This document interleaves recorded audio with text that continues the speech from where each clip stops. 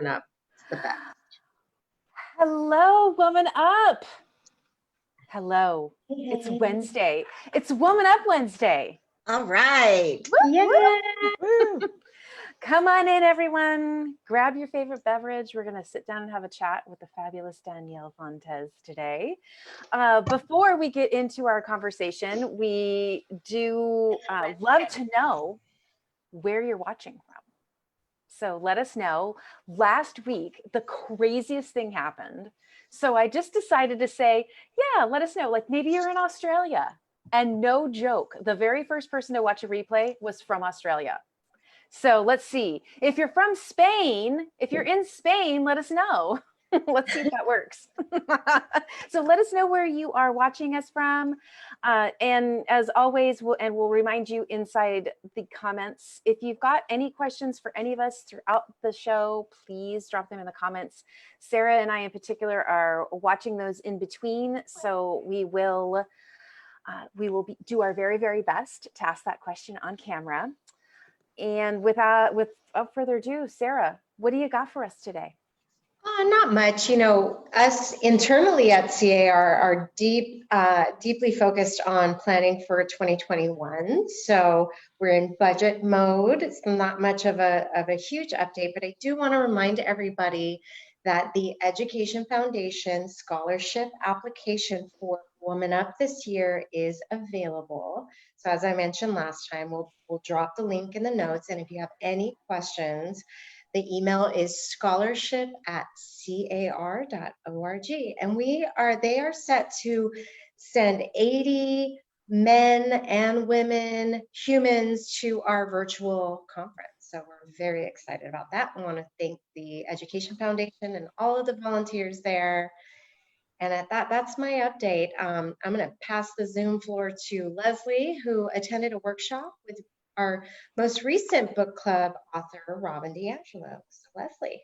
Hi, everybody. Wanted to just give you a brief update on a workshop that I attended on Saturday with one of my daughters, and it was with Robin DiAngelo on White Fragility, which is a book that we have had, I think, a couple of sessions of the WomanUP Book Club with. And you know, it was a very profound experience. I am a novice. I am learning. I am researching an area of, racial understanding that I have a long way to go. But there were some really, really terrific takeaways. So the definition of white fragility is the discomfort or inability to tolerate the racial stress of challenging our positions or perceptions about the other. And of course, in this context, she was talking about people that are Black, African Americans. And she said that over the years in doing these workshops, here's just a sampling of some of the responses from white people to kind of demonstrate that they treat everybody the same, which she says is impossible. You know, we all have biases, but racism is separate from that. But some of the ones where I was taught to treat everyone the same. I work in a very diverse environment. I have people of color in my family. I used to live in New York. Children are much more open. I was in the Peace Corps, Teach for America, on a mission to Africa. My parents were activists. We don't like how white our neighborhood is, but we had to move here for the schools. And some of those, I think, resonated with just about everybody on the call. And the reality is many white people live segregated lives. They don't consider themselves racist, but they don't come into contact with people that don't look like them. And the people that are essentially managing the message about who these people aren't those people, right? And she talks about movies and the media, and you know what the statistics are. It's 95% are white males kind of in charge of this message. So there were two slides that really resonated with me. And I want to share those with you. One was a picture of the Freedom Caucus on Capitol Hill. And it's a group of representatives, and there's a picture of them all sitting around a huge table, and everyone's male and everybody's white. And the point that she made was really this: we are conditioned to look at a picture like that and not see what we're missing, and not feeling that something of value is missing because everybody looks the same, right? And that's really the shift in perspective. I mean, how many people put diverse neighborhood in their list of here's where I'm looking when I move? And I think more and more people do, but for a long time, the less diverse, the better the schools, or that was the perception. The other one was just this really crazy slide from the Jeopardy College Tournament of Champions 2 or 3 years ago. And so here you had 3 college students, the best and the brightest, all from very prestigious universities, all white. I think there were two men and a woman. And it was the final Jeopardy, not final Jeopardy, but it was the double Jeopardy round. And every single column had been, all the questions had been asked. And then there was one column where no one had picked even one question to answer. And that was African American history. And I just looked at that and I just thought, game over. We aren't taught. It's not part of our education. You know, history is written by the winners. And it doesn't mean they don't have a valid viewpoint, but there's a lot of other viewpoints that don't get recognized when you're reading a typical history book. So anyway, I just wanted to just thank this community for all their support and all the women that have been on the book club. And I know there'll be more of these workshops. I think 2 more later this year. If anyone's interested, please feel free to reach out to me. Thank you.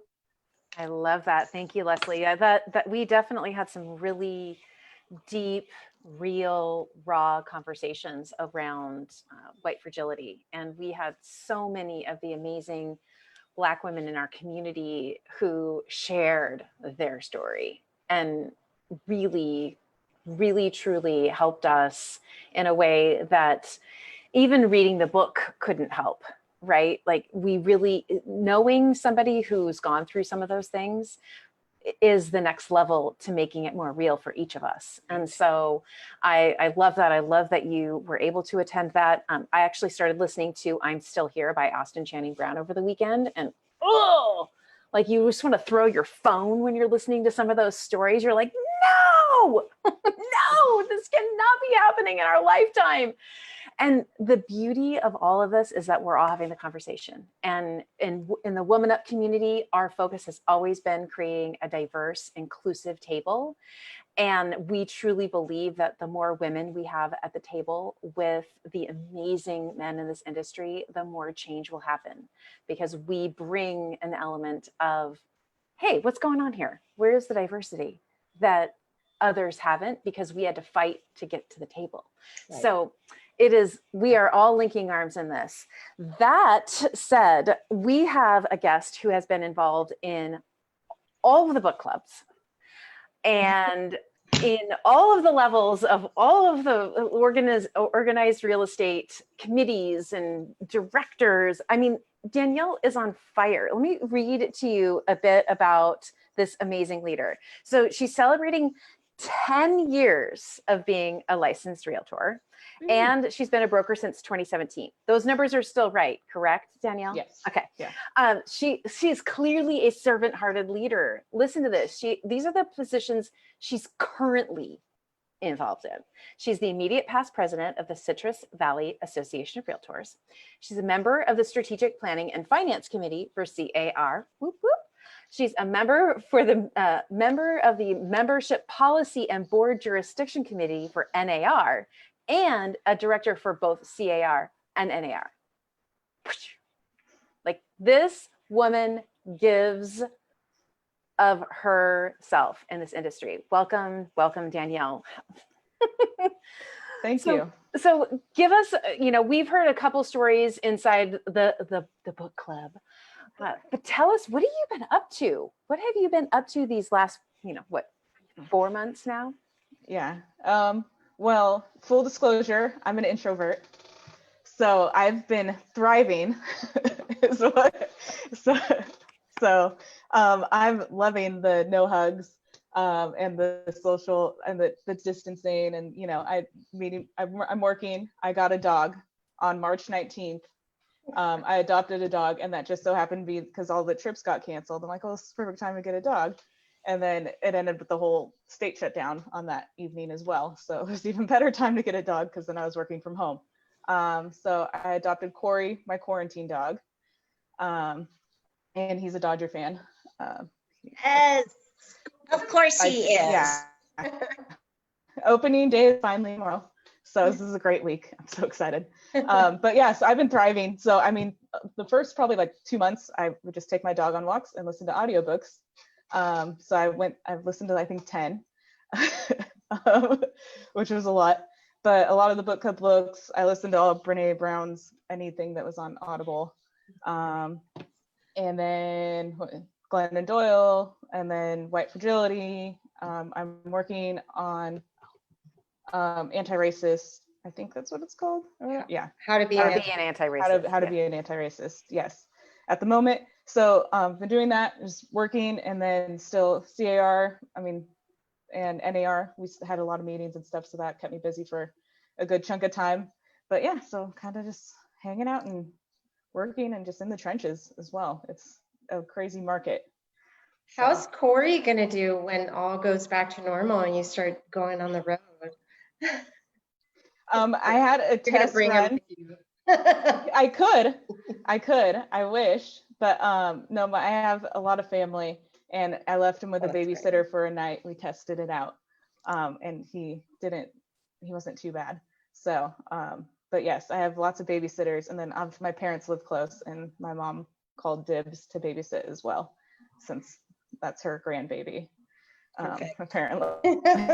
So that's the only one she's getting from me right now. So, but yeah, so that's kind of been my life, just hang out with my dog and listen to books and work and sell houses. I have a fun Corey story that does have to do with WomanUP, and that was when our office supply conversation. I'm Janet and the label makers. So Danielle sent me a picture of her label maker, which I have yet to order. I need to order it. But Corey was doing a photo bomb in the back, and I was like, oh wait, forget the label maker. Send me the picture of the puppy. So cute. So yes, cute. You might see him wandering around in the background. You'll probably see his little tail, like a shark. Make an appearance. Yes. So thank you for the label maker rec. I'm when I get my home office, I'm going to do that. Right now, I'm just working off the kitchen. But like most people, a lot of people. So let's dig in, Danielle. I know, so you're a leader not only, and I met you as president, or you were the president-elect for Citrus Valley. And I just remember this beautiful introduction, and I don't even remember who introduced us, but he did such a wonderful job of saying what a shining star and a great leader, and fierce. I think that he used the word fierce, and you need to know her, and and then we got closer working on strategic planning together, and you really, what I admire about you, Danielle, is that you really do dig in and you read, and we at strat planning in our committee, Leslie and I like to read, sign a lot, and Jen is right up there with us, but we do a lot of reading. And what I know from Danielle is that you are soaking it all in, not only with WomanUP, but strat planning and looking to the future of the organization. So what are you seeing as opportunities right now? Because we do talk a lot about challenges, and we'll get into that as well, but what are the bright spots for you and for leaders today? I think the opportunities that are out there right now is that a lot of people have more time and more willing to have a conversation, and it's a lot easier to get on someone's schedule. I mean, you can hop on a Zoom really quick and get a coffee with someone on the other side of the state, and just really connect with someone on a deeper level. I know personally, I'm better, probably the introvert, one-on-one conversations than big group conversations. So I've definitely had some just Zoom coffees and like hanging out, like, hey, like we've been meaning to get coffee for like a year, and like, let's do this now, like kind of thing. And it's a lot easier to kind of get it done and get it scheduled and really start harnessing some relations, I've probably built some really good friendships that I wouldn't have normally had through Zoom and just random happy hours and get-togethers and things that I probably wouldn't have made if we were just rushing around between the halls and things like that. So, I mean, you can still network digitally, but it can happen. It can happen because what we hear on the flip side is like, oh, I miss my people and I miss the in person, but it really you're sharing that. That's really interesting because you don't think it can, but you're making friends, you're deepening relationships. I think that's beautiful. yeah. Plus, Danielle, as an introvert, and I can relate because I am as well. I mean, this, like, you almost feel guilty. Like, this is like so great, right? Exactly. You can kind of Yes. control all your interaction. Although I know it's been a challenge for Sarah and myself with so many constant Zoom meetings at CAR. Literally, by the end of the day, you're just kind of racked. But what about the other side of the coin in terms of what are you finding of maybe a little bit more difficult or taking a little bit more effort with the pandemic situation? I think it's a bit more difficult kind of probably with fostering current relationships that you have that you kind of just take for granted that it works because you see them all the time, like in the office, like, oh, I run into you like every day. So like, and then so you kind of have to make that extra effort to continue the relationships that you already have and not take those for granted as well. So it kind of goes both sides. Have you reached out to your clients? Are you checking them to see how they're doing? And, you know, I always thought this was a great opportunity to get in touch with people just to keep the conversation going, at not being about real estate exactly. Yeah, I've probably, I've reached out to all my past clients. They were really appreciative. Some of them actually did things because it was a good time to move up or whatever, the rates being so low. Nice. But yeah, I mean, just reaching out. I mean, some of them, their kids were graduating and I was like, oh, I had like this, like, oh, but they were little, like when I sold you, that happens to everybody. But I'm like, they graduated college. But so kind of hearing the stories just about their families and stuff, and they're kind of appreciative of that, and, you know, throwing some graduation cards in the mail and just the little extra touches. Yeah. Yeah. Deborah, you're muted, my dear.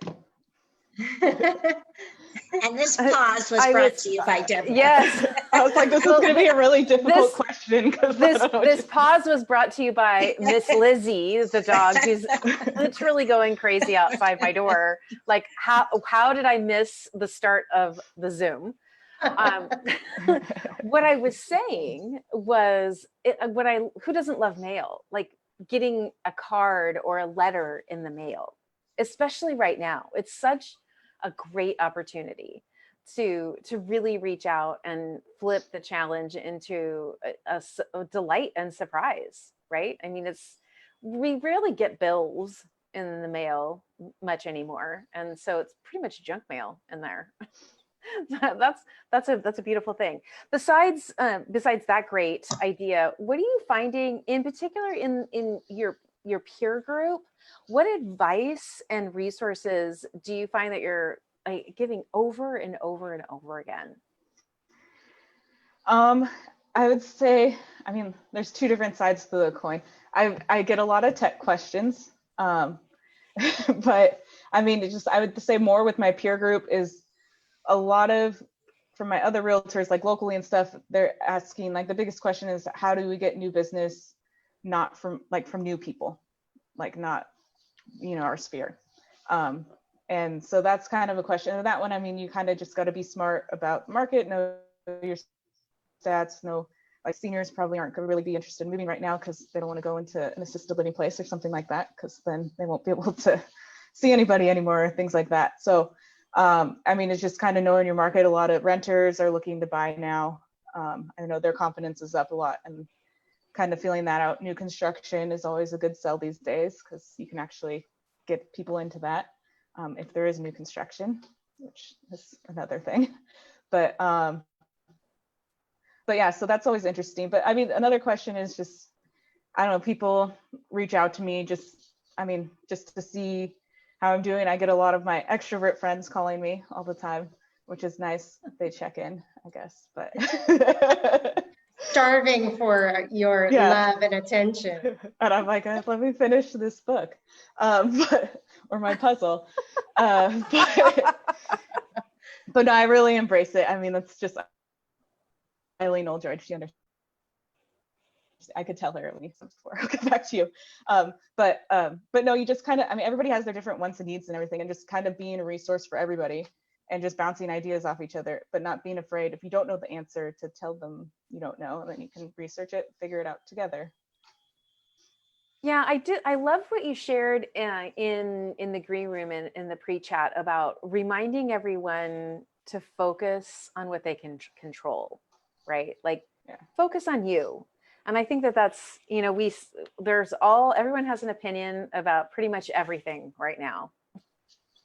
Like and it's like one side or the other, right? No shortage of opinions. There's no shortage of opinions, and they are black or white. There is no in between. There are no shades of gray at all.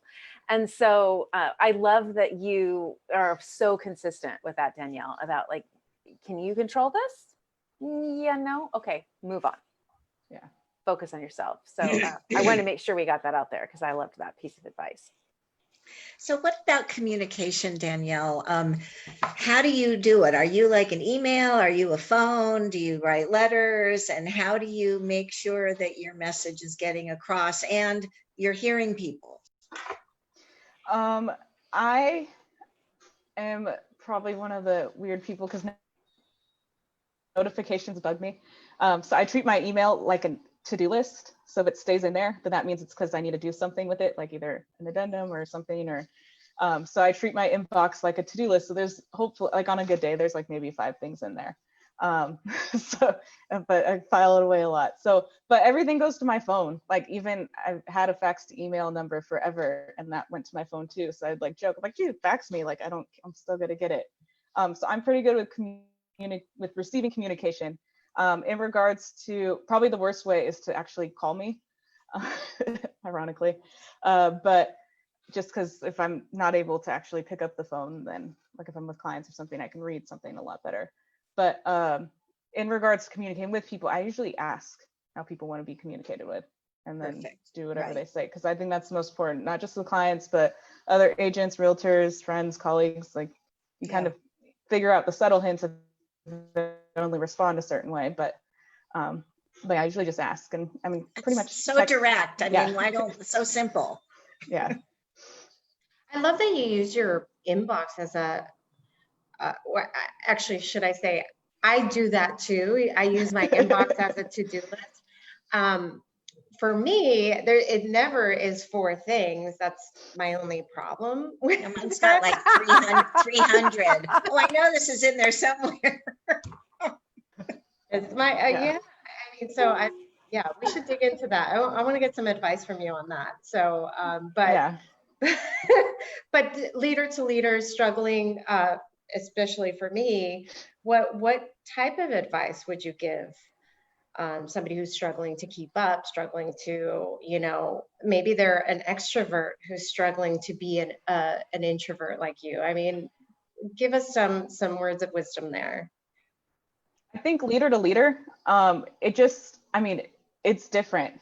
Everything changed in March, and it's not going back, and you kind of just need to accept it and educate yourself on the things that you're struggling with, because it's not good at change. So you kind of just need to get on board and not fight it anymore, because I think some people are still struggling with that and like, oh, well, maybe we can open like this, do this and this, and then things keep getting closed again more. And so if anything, that's discouraging for them, I'm sure. But I mean, just kind of accept where we are and start figuring out how to work now. And then if you can't, and then if things do open up and get better and kind of back to normal, then you already know what to do because you were already there. So, I mean, just Danielle, I have something I'd like to ask you, and that's about, you do a lot of work at the local association, and you've been very involved in CAR, which we're delighted. You know, whenever we have an active practitioner who's a sponge for information and has a great perspective, it helps us so much. But what what drove you to do that, and what do you get back in return?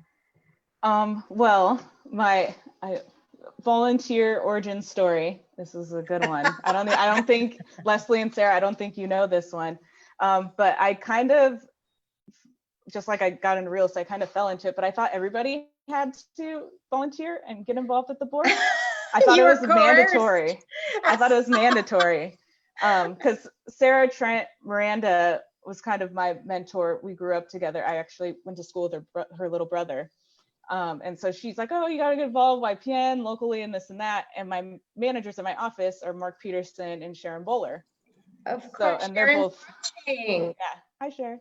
And they're both extremely involved and dedicated to organize real estate, the real estate industry. So Two of our faves. I'm like, well, my broker is doing it. Yeah, my broker is doing it. And I mean, this other person who's not in my office is telling me I have to do this. So, and so I thought I had to. But then there's a good ending. Once I realized that it was optional, I was already hooked and really saw the value of being involved and just knowing my peers locally, but then also being involved in knowing people at the association and then statewide and nationally, and just especially being younger, the more knowledge I could get kind of helped the age gap. And kind of, at least I knew what I was talking about, even though I looked like I probably didn't. So, I mean, that helped as well, and kind of being able to get that knowledge firsthand. We clearly need to get that rumor going around that it's mandatory, right? And obviously worked for you. Yeah, that's how you get them in the door. Even more brokers like Sharon and Mark. Yeah, I know, right? Coercing people, making it, and Sarah making it seem mandatory. I love that. I love that. So, I mean, because go ahead. Oh, I was like, I just always had like job, because I worked for the city of Covina before, and like it was a 9 to job. Like your boss told you what to do, you did it. Like it wasn't, you're an independent contractor. I didn't understand that concept. So good for us. Yeah. I did what I was told. That is awesome. You know, one of the things also that you were sharing with us was how you quelled your concern about finances. And like, I really loved that. And it goes so hand in hand with, you are very matter of fact. You are, okay, here's the problem. Let's find the solution and implement and go. And so I loved how you just really broke down. I woke up, I had this fear. I was like, oh my God. And then I went through this process. Would you share that with the community, what you did when you had that moment where you were like, what am I going to do about money? Yeah. Well, I think like a lot of people, once all this COVID happened and we were unessential for a bit, had a lot of concerns about finances. And so I woke up and I was like, wait, am I going to be good? Am I going to be able to pay for my bills and everything? And then I was like, okay. And then I just like, well, let's make a budget. So I made a budget of all my expenses for pretty much the year. And then what a concept. Yeah, I know. Making an actual budget. It was April, so I mean, it wasn't right in the beginning when you're supposed to make it, but better late than never. Right. But yeah, and then I was like, okay, and then of course work backwards. It's this many transactions, and I was like, well, I'm pretty much close to that already, fortunately. So I was like, so we're gonna be good. So that kind of eased that concern. Right, you could relax a little bit. Yeah. Good. So just seeing it on paper and working it out and like basically proving myself right, because I was thinking like I should be fine, but actually writing it out and seeing the facts about it kind of helped. But I don't know. And I think that's a theme inside real estate, is that, you know, real estate is a business, but oftentimes the actual real estate agent doesn't see it that way, because they are maybe coming from a corporate position where they were told, here are the things you need to do, and you check. And so the realization, you know, when I used to teach new agents coming into the business, that was always their first thing, like, wow, this is the first budget I've ever made. Like, I've never done this before, right? Somebody else kind of handed them, here is the money that you can spend, like on Monopoly.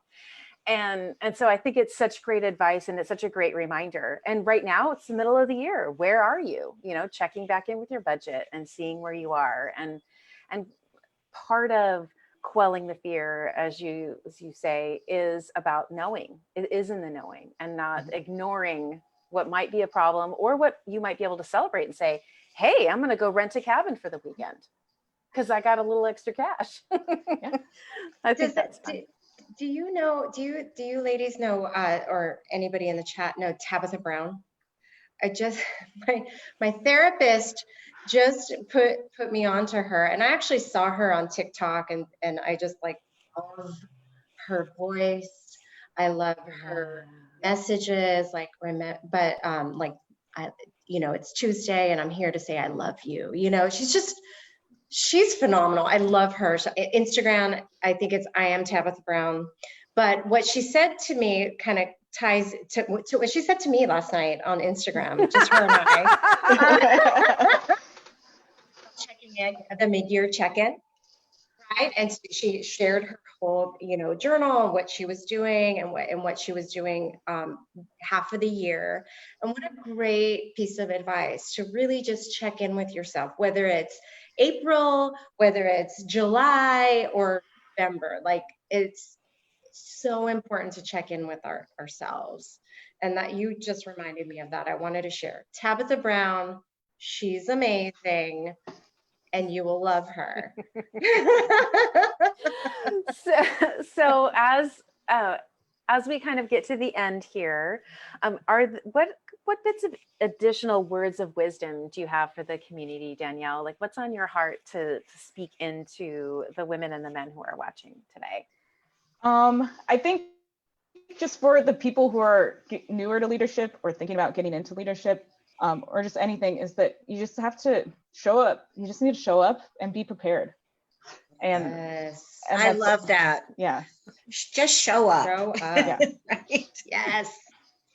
Preach it. But yeah, I mean, it's once you get your foot in the door, and then you can figure it out when you're there, and there'll be people to help you. I mean, I was just lucky that I had good people. I was in a good office with a good broker, and still am. And they just, I've just got lucky because, I mean, I've been there 10 years. I haven't moved offices, and you know how people bounce around or just get stuck somewhere with someone who doesn't help them or anything. And I just learned it the right way the first time, which was lucky, I think. When are we having Sharon Bowler on this? We need to invite you, Sharon. You need to share your story, Sharon. Just calling you out. She's been tagged. And I do want to say about Mark Peterson, who was on, I think, twice on strategic planning, and he was vice chair. And I think we all had a huge crush on him. And we really just want to know, like, one thing that's wrong with him. Is there just one fault or human frailty? Because we all just thought Mark Peterson was just the greatest. I had lunch with his wife today, but I'm not disclosing. They know one or two things. Yeah, I'm pleading the fifth on that one. I think we got to keep the perfection, his image up. That's how everybody perceives him. Love it. Yeah. Love it. That is hilarious. Sharon's laughing in the comments. Sarah knows what I'm talking about is true, right? Yeah, right. Yeah. Leslie asked Sharon. Yeah, she's saying she's got nothing on Mark. That's what she's saying. We all don't. We got nothing. We need to get Sharon on ASAP. Oh, I love it. I love it. Hey, maybe that'll be a one-on-one with Leslie and Sharon digging into the details. I can see it now. I can see it now. Oh my goodness. Thank you so much for joining us, Danielle. This has been so much fun. I love your perspective, and I love all of the advice that you've shared with the leaders. You know, these twice weekly chats now, because we have so many amazing leaders inside the community that have raised their hands to share their stories. Every week, I am always thinking, what could be new? What new will come this week? And it is always different. It is always fascinating. And I know the community is saying, thank you, thank you, thank you. So when you do have a moment, there's love for you in the stream. So take a sec to go pop over in there. And for those of you who are watching live or watching the replay, we know you love it here because you're here. And so we want to make sure that you've heard the news. WomanUP is going virtual. It is September 1, 2, 3, the same dates that we announced last October. We did announce last Friday on the Facebook Live the location, and the platform that we're using is Verbella. If you go to the website under virtual events, you can watch a video that we unveiled last week. We're of course going to be sharing it like crazy on the group. But if you don't want to wait for that, go check it out. Go see what it looks like. For those of you who have already registered, this Friday will be the first in the line of emails that are going to go out to get you prepared for the virtual experience. We're going to send you the link to download and create your avatar, get your avatar dressed and ready to take on the virtual experience that's happening in September. So don't miss out on getting your tickets. When I looked this morning, we have a couple dozen more of the VIP passes left, and that has the where is it in this mountain of hair that I have? The WomanUP necklace that's in the VIP swag kit. So make sure if you want one of those that you get yourself scheduled to go onto the site IamWomanUp.com and register. Some of the topics that we know we're going to be talking about: sharing your voice starts with saying yes. Hello. We're actually going to be highlighting some of the women inside the community who, when they first got asked to join us on a stage somewhere, said, no way. And that what happened to them when they said yes. So we're going to inspire you with that. We're going to be talking about launching businesses during the pandemic. Of course, we'll be talking about emotional intelligence. We're going to be talking about claiming your seat on board of directors, not only in, of course, the association world, but outside of the world, in charities and corporate boards, and the story of some of the women in our community on that. Achieving diversity and inclusion in your organizations. We are going for it this year. We have some great main sessions. We've got breakout sessions. We've got lunch and learns. We have so many amazing voices that are so ready to speak into you. So don't miss the opportunity. Join us in the virtual world, WomanUP world, and grab your ticket. Let us know. Once you buy that ticket, again, you're going to go into the email system to get all of the fun updates about what is next inside WomanUP, the virtual experience. So we look forward to seeing you of course, in the virtual world, but here as well. We'll be back on Friday. Keep an eye out to find out who our special guest will be this Friday. We won't have Sarah this Friday because she is going to be with her little miss. Yes, happy birthday, Jules. Yeah, she's turning the big 10. Ooh. It's big. Double digits. Very big, very big. Double digits. There'll be a threesome here, and we will rock and roll. We've got an amazing guest to share with you. So don't miss us on Friday at 2. Again, thank you for joining us here, whether you're here live or the replay. Oh, look at that. What a goodness. So Oh cute. my goodness. Oh, what a pop. What a perfect way to end the show. Oh, darling. So cute. Thank you, everyone, for joining us. Bye, everyone. Bye. We'll see you Friday.